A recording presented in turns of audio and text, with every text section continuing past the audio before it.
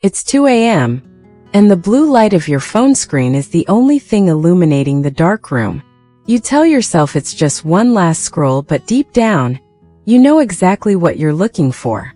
You know exactly how it's going to make you feel. Swipe. There's Sarah posing with a sparkling ring.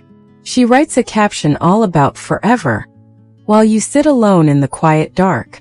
Swipe again.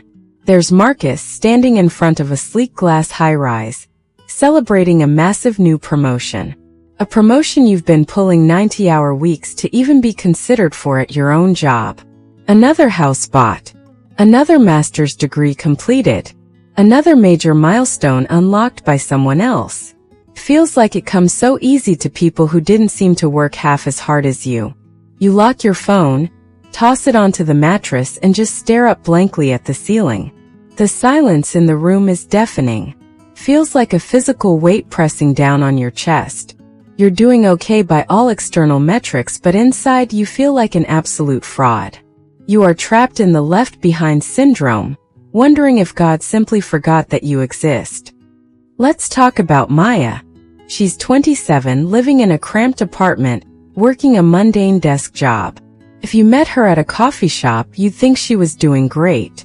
She's quick with a smile. But behind the curtain, her life feels hollow. Every morning at 5:30 a.m., she opens her Bible and prays. She has applied for over 200 positions in the marketing field she actually went to school for. She has tailored her resume, networked until her jaws ached from smiling, and taken extra courses. Yet, every single interview ends the exact same way. We've decided to move forward with another candidate. She is doing everything right. She stays pure, works hard, and tithes even when her account is low. Last Tuesday was Maya's breaking point. She sat in her car in the parking lot of a Target. She clutched the steering wheel until her knuckles turned white, and she just began to weep. It wasn't a gentle tear. It was that gut-wrenching sob that comes from a broken spirit. She realized she was in the exact same position she was in 3 long years ago. God, I'm doing what you asked. Why does it feel like you're blessing everyone else but me? The waiting room isn't just boring. It's psychologically brutal. It makes you question your worth and God's character. But if you open the pages of history, you find that the waiting room is actually God's favorite classroom. Consider a young shepherd boy named David, out in the fields caring for his father's sheep. In front of his entire family, David is anointed with oil. Samuel declares he will be the next king. Imagine the adrenaline. David thought his life was about to change, and it did, just not how he expected.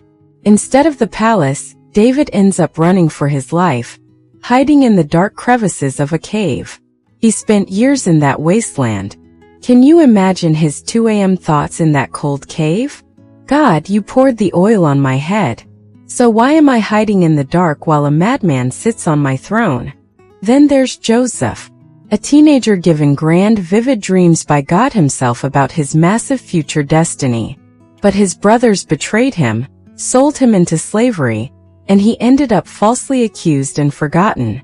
For 13 long years, Joseph rotted at the bottom of an Egyptian dungeon, completely cut off from the world.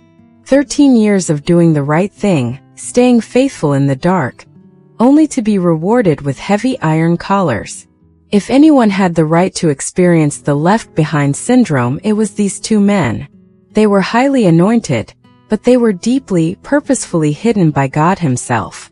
Why the gap between the promise and the payoff? Here is the absolute truth. Delayed is not denied. God does not isolate you to punish you. He isolates you to protect and prepare you for what's next. Think about a seed buried in the dark dirt. It feels abandoned, but that darkness isn't a graveyard. It's a womb. It is the only environment where the seed can develop a root system deep enough to sustain its future growth. The cave prepared David. It broke his reliance on human approval and taught him how to lead in the hardest times. The dungeon prepared Joseph. It gave him the exact administrative skills required to run an entire nation. Shift your strategy.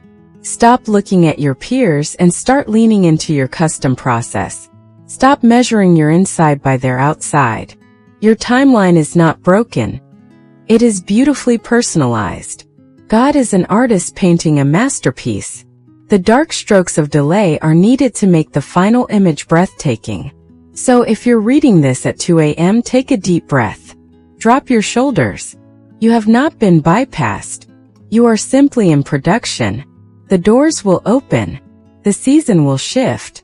The morning will absolutely come. Don't despise the dark. God hasn't forgotten you. He is just getting you ready. Don't carry the weight alone. Comment below where you are watching from and what you're trusting God for in this season, because you'll come back here to celebrate very soon.